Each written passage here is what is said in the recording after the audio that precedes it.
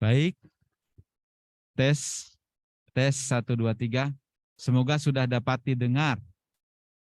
Semoga sudah dapat didengar, bassnya dikecilin aja suaranya ya, supaya tidak mudah feedback. Tes 1, 2, 3. Nanti stay harus Selamat segera. datang di perkuliahan Sistem Multimedia. Saya Cesa Nur Trijunita di sini akan membahas modul 14 mengenai Oke, videonya sudah cukup lancar ya. Mari kita membahas yang modul 15 dulu. Kalau yang Kakas itu cukup sederhana ya. Ya.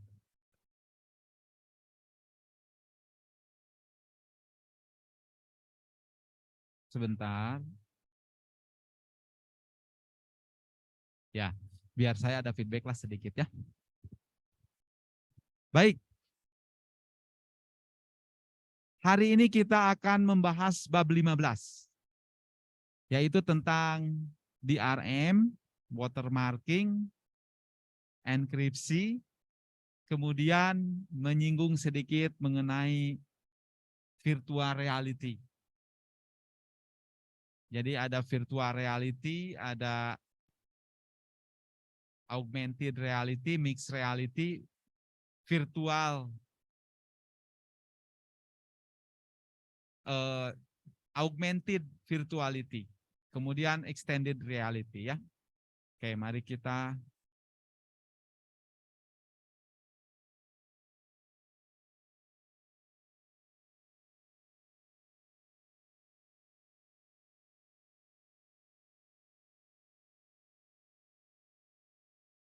ya, baiklah. Oh, sebentar habis baterai.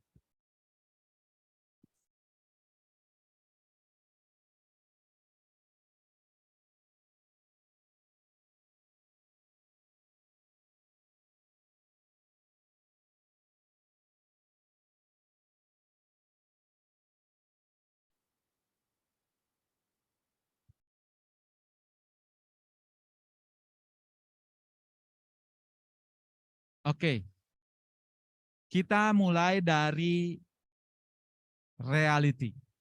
Nah, bahasan mengenai reality sendiri sebetulnya itu sudah dipermasalahkan oleh semacam Plato ya, semacam Pitagoras.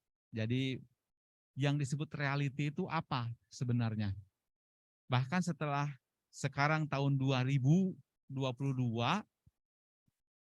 dengan kemajuan teknologi kuantum, malahan sekarang dipertanyakan kembali. Realitas itu apa sebenarnya? Nah, tapi kita tidak akan terlalu jauh ya ke aspek filosofis ke sana. Bagi kita, pada umumnya realitas itu adalah sesuatu yang wujud, yang ada secara fisik, yang kita dapat ukur keberadaannya. Itu aja bagi kita ya realitas itu. Karena kalau kita membahas ke sana, itu sudah menjadi perdebatan ribuan tahun. Kita sekarang yang paling mudah mengenai realitas adalah segala sesuatu yang ada, yang wujud, yang dapat kita deteksi dengan panca indera kita. Itu yang paling simple. Nah, sebenarnya apakah gelombang elektromagnetik itu realitas nyata nggak? Panca indera kita sih nggak bisa mendeteksi. Tapi kita punya alat ukur. Jadi itu realitas. Kita bisa melihat dampaknya. Nih, saya bisa bicara seperti ini, kan ini tidak tersambung secara fisik. Jadi kalau realitas panca indera ini tidak tersambung, tapi buktinya ada. Nah begitu juga bagi yang mempertanyakan keberadaan Tuhan, sebetulnya bukti-bukti Tuhan ada itu di sekeliling kita semua ya. Tapi ya tidak bisa kita indrai, kita bisa lihat sebagaimana gelombang elektromagnetik ini dengan mata batin kita, dengan logika kita. Nah, sekarang yang virtual nih. Sebuah lingkungan yang seluruhnya dihasilkan dengan software komputer. Lingkungan maya. Lingkungan atau objek yang tidak benar-benar ada, tetapi diwujudkan pada layar perangkat. Bisa layar komputer, layar smartphone, ataupun layar kacamata VR. User dapat berinteraksi dengan interface, misalnya masuk sebagai avatar ke dalam lingkungan tersebut. Nah, sebentar, saya ingin melihat dulu. Nah, saya akan ke sini dulu deh. Nanti kita kembali. Lihat, di sini ada real environment. Di kiri, di kanan ada virtual environment. Di tengah-tengah ada mixed reality, MR. Di sini VR. Di sini RR ya, real reality. Ya real aja, reality saja ya, di sini virtual. Nah, di sini ada augmented reality. Apa bedanya augmented reality dengan augmented virtual? Yang gampang gini. Augmented reality itu realitasnya yang di-augment, yang ditambahkan. Oh salah, kebalik malahan ya.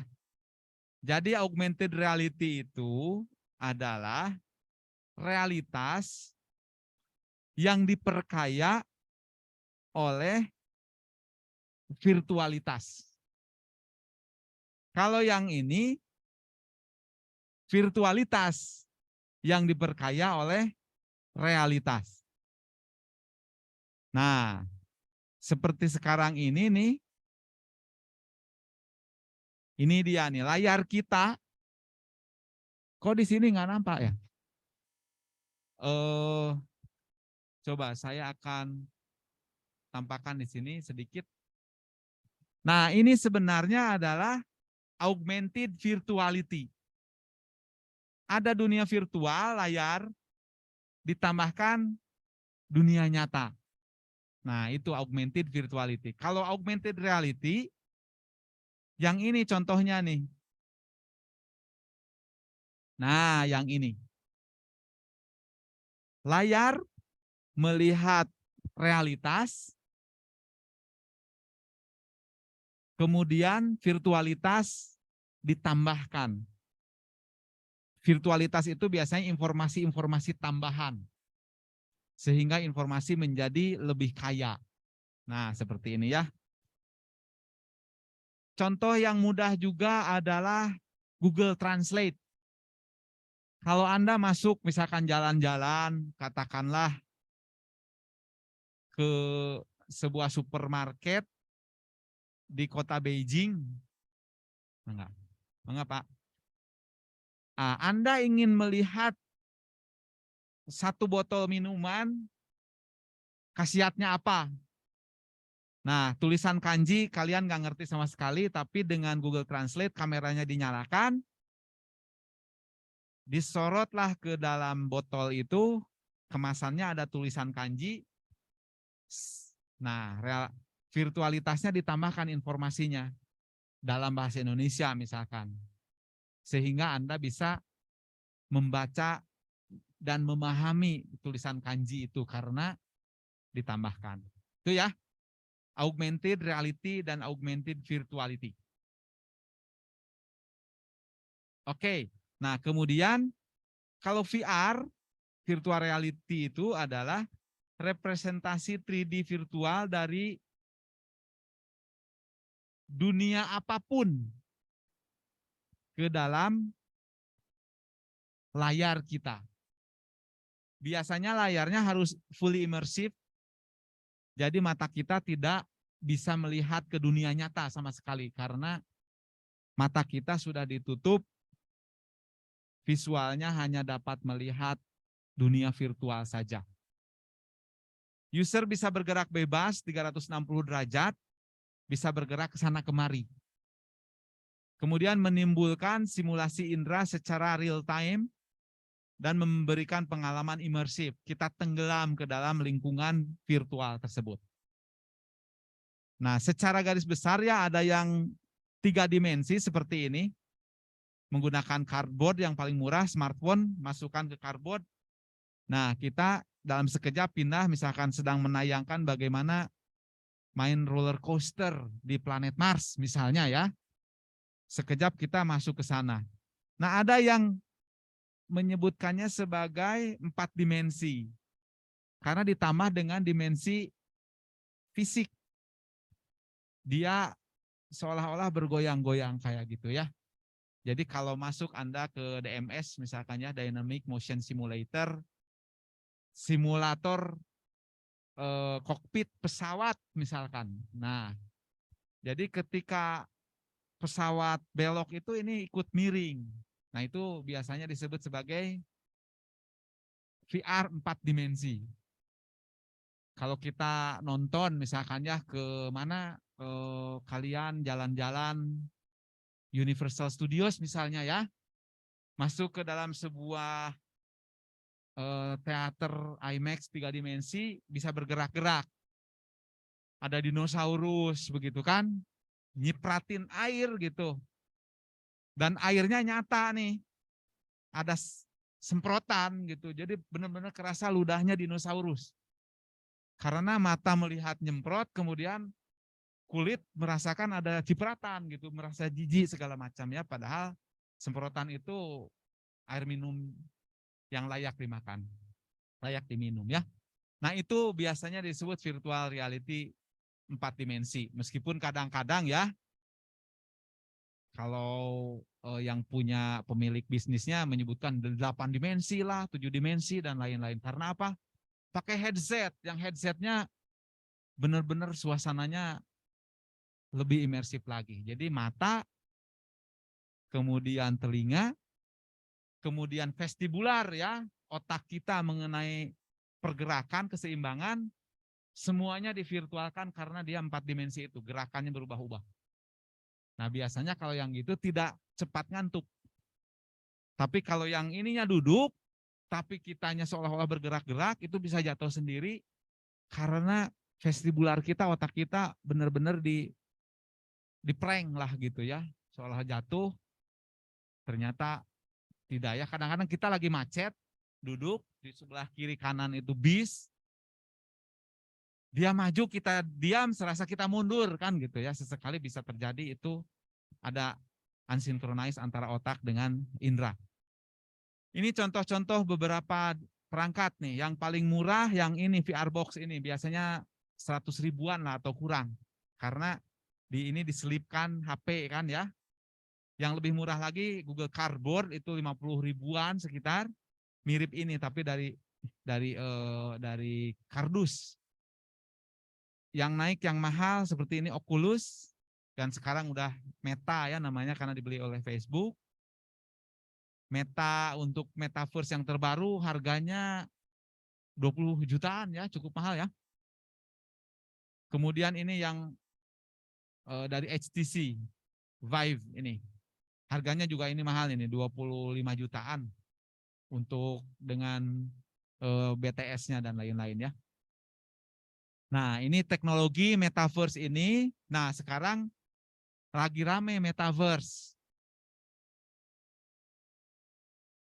Metaverse itu besutannya Meta ya, Facebook, Mr. Zuckerberg. Yang sebenarnya mirip-mirip lah dengan yang sudah ada Second Life ataupun Roblox gitu atau Minecraft. Mirip lah seperti itu. Oke, kemudian kita yang di tengah, mixed reality, merujuk pada gabungan dunia nyata dengan dunia buatan komputer, memiliki aspek nyata dan virtual, memungkinkan kita untuk merasakan pengalaman yang skenario yang sebenarnya tidak nyata. Sebenarnya ya, virtual augment di sebelah sini ya.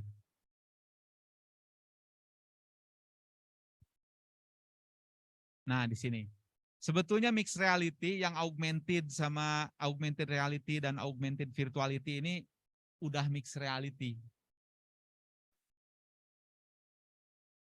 Tapi ada yang menyebutkan mixed reality itu disatukan. Misalkan yang ini. Jadi Microsoft HoloLens itu tidak mau disebut sebagai augmented reality. Karena ini benda nyatanya, nih tangannya seperti ini ya, benda nyata dan benda virtual betul-betul disatukan menjadi satu dunia. Lihat motor begitu, kemudian bisa diubah-ubah. Kayak gitu ya. Kemudian ada satu lagi yang tidak ada di sini. Ada yang namanya extended reality. Di sini tidak ada. Extended reality itu yang tadi yang 4 dimensi boleh jadi itu disebut extended reality. Yang jelas tidak ada istilah baku. Tapi sekarang Hollywood itu sudah meninggalkan green screen. Melainkan saya misalkan duduk di sini. Kalau saya ingin membuat lingkungan saya di overlay ya dengan background video yang lain, maka saya menggunakan green screen kan gitu. YouTuber masih banyak pakai green screen ya. Nah, tapi sekarang itu bukannya green screen lagi, melainkan si layarnya itu adalah LCD. LED lebih tepatnya.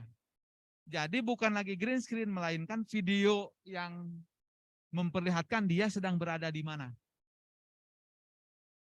Nah, jadi sekarang itu kalau kita masuk ke sana, kita merasa di lingkungan, misalkan lingkungan saya dibuat nih menjadi planet Mars. Saya duduk di sebuah teras di planet Mars. Maka kursinya nyata, tapi semua sekitar ini LED yang memperlihatkan lingkungan planet Mars. Ada contoh ya, di studio lebih banyak digunakan. Di Hollywood sekarang menggunakan itu.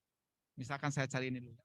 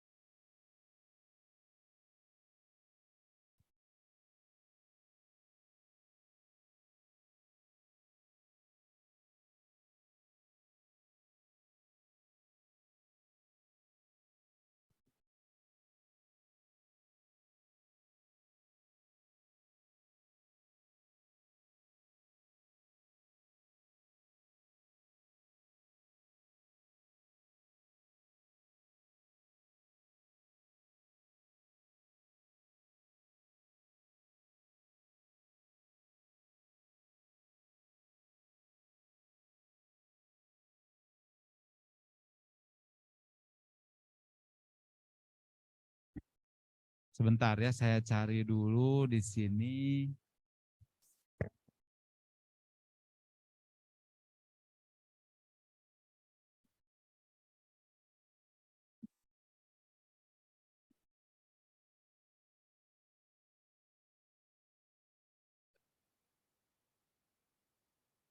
Nah, ini dia nih. Ini contoh nih.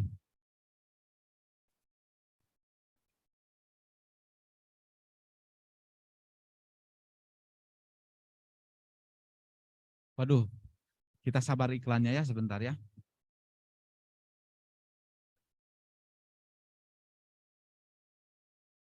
Suaranya enggak apa-apa ya, enggak terdengar ya. Nah, lihat nih. Ini adalah salah satu contoh extended reality. Lihat tuh. Tiba-tiba di studio ini ada MRT-nya.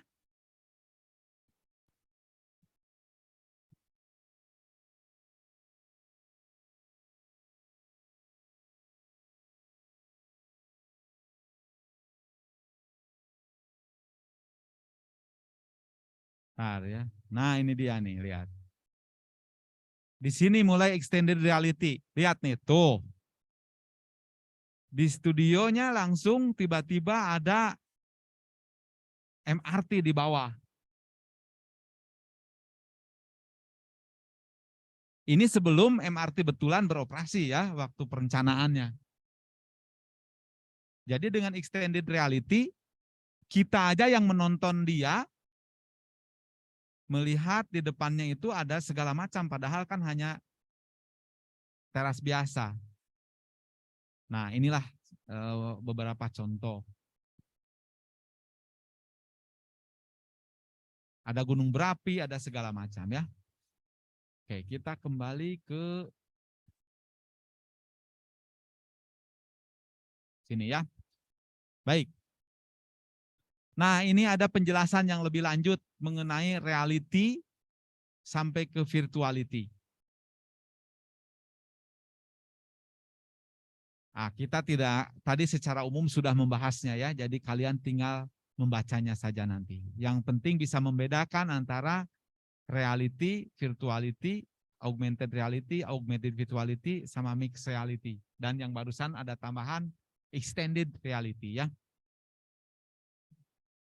Nah, mengenai teknologi ini bisa menggunakan laptop, komputer, gawai, kemudian wearable device.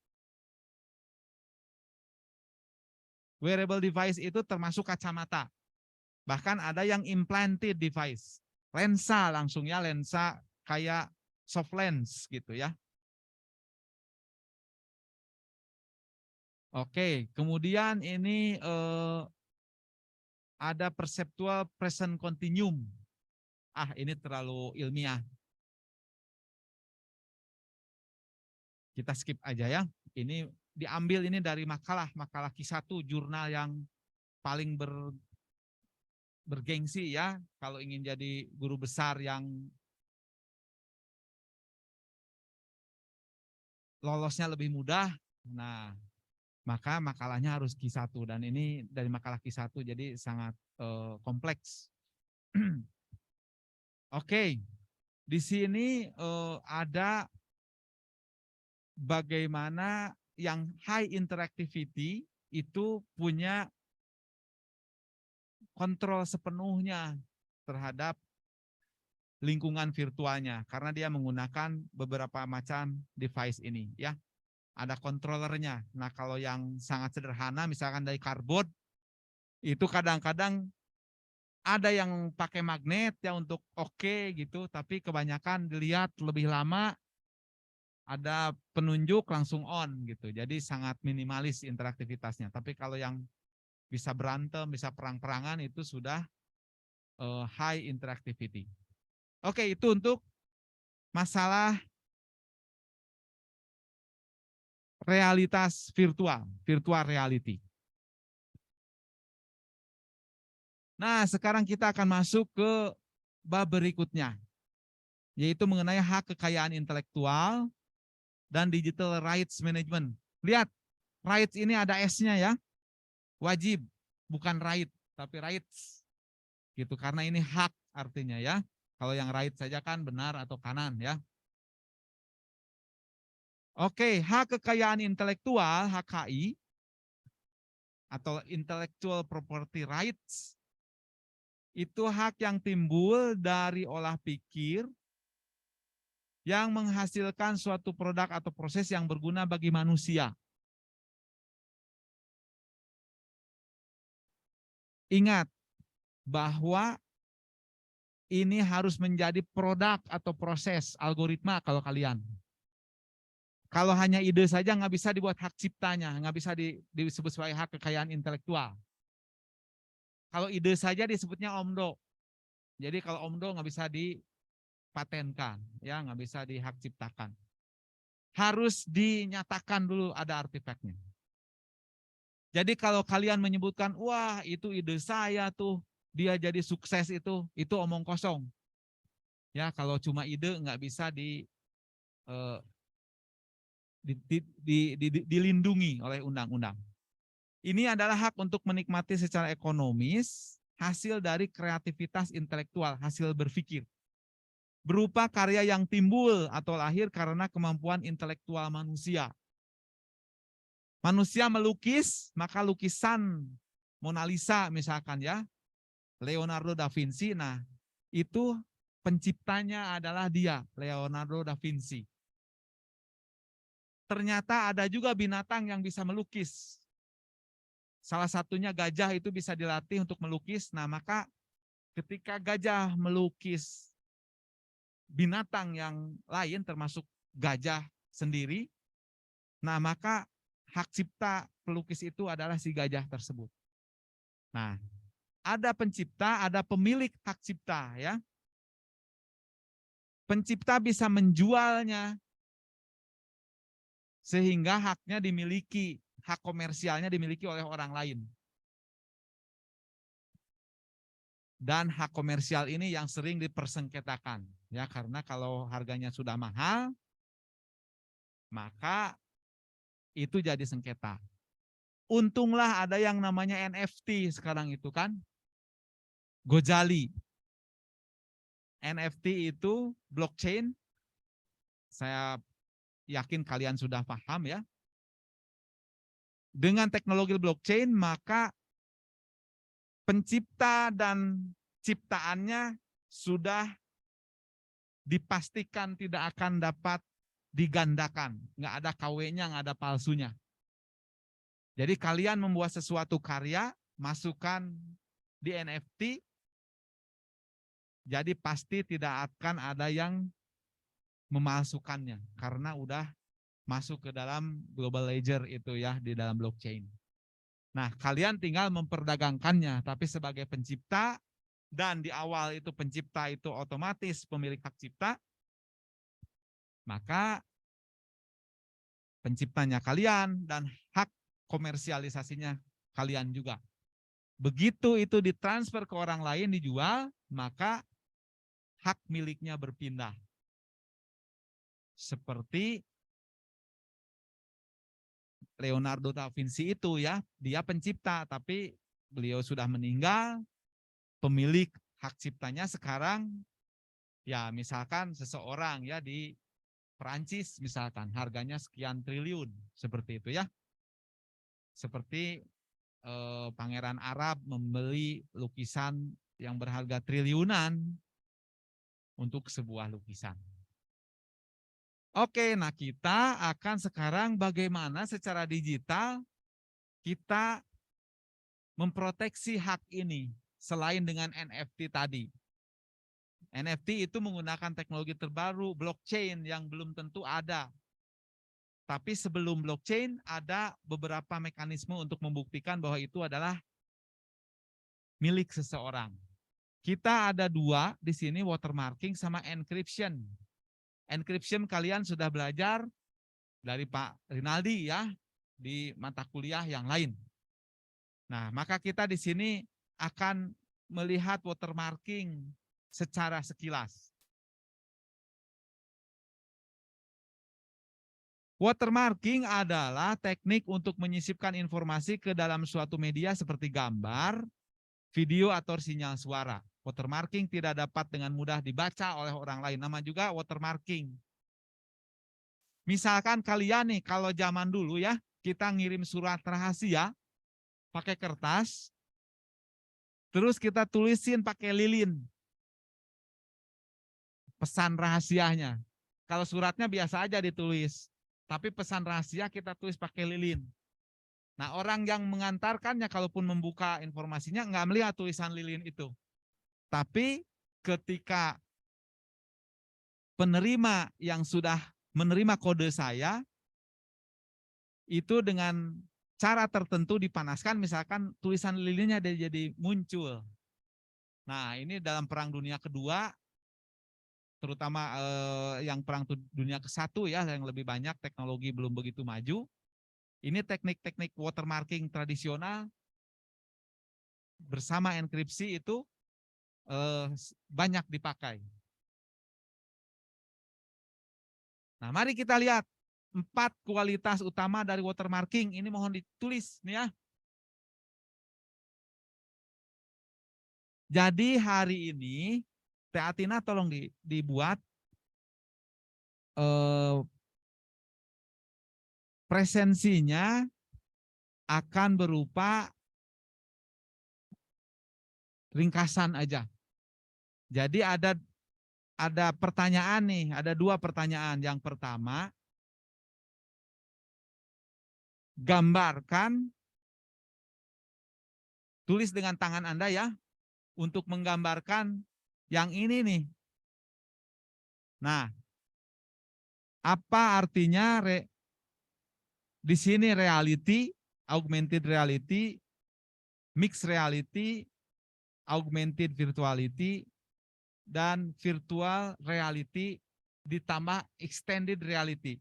Kalian gambarkan dalam kertas A4, kemudian nanti diunggah, dan waktunya diberi sampai jam 23.59 hari ini.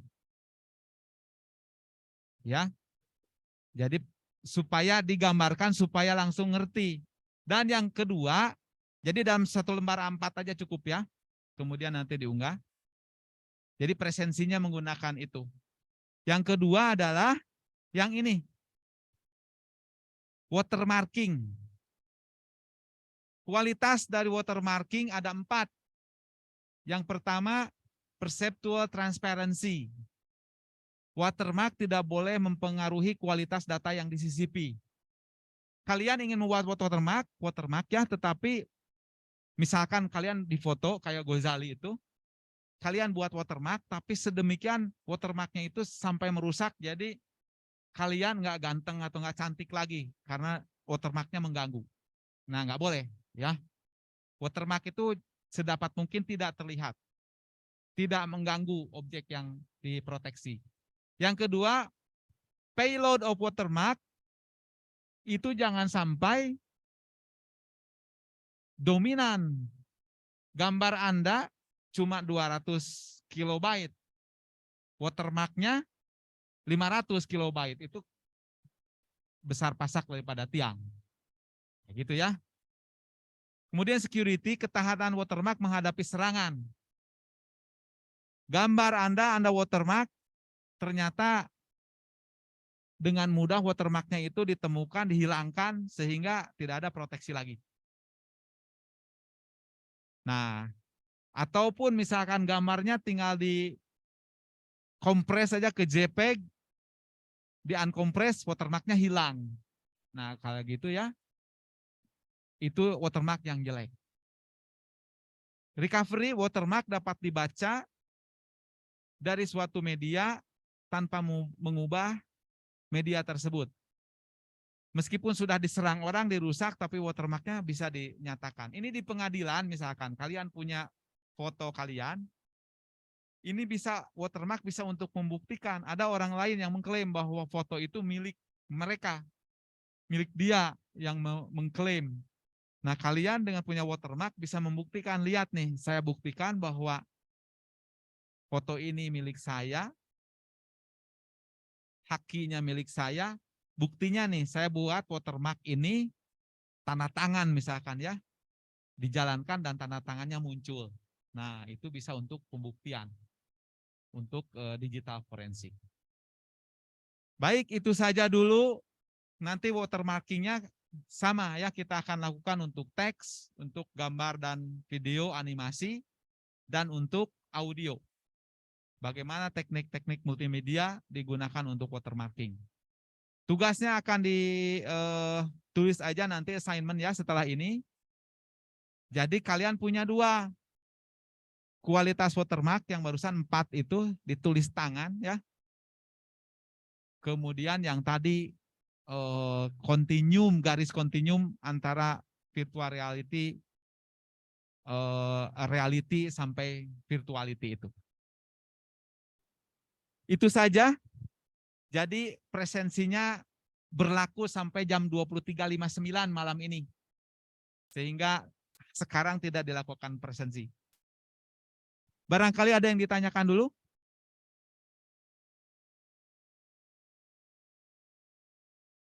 Kalau tidak ada, berarti kuliahnya sampai di sini. Ingat ya, sekali lagi, dua hal penting mengenai watermarking dan mengenai VR yang perlu ditulis dalam kertas A4. Nanti kita akan tulis setelah selesai kuliah ini, saya akan nulis di EduNext di setiap kelas 01 dan 02 bahwa kalian perlu mengunggah ringkasan dari kuliah 2 pertanyaan tadi minimalnya. Oke, itu saja. Kalau tidak ada pertanyaan, kita bubar. Terima kasih banyak. Sampai jumpa hari Jumat. Wassalamualaikum warahmatullahi wabarakatuh. Terima kasih kepada Pak Albar, Teh Atina, dan para asisten yang sudah membantu kuliah ini. Stop sharing.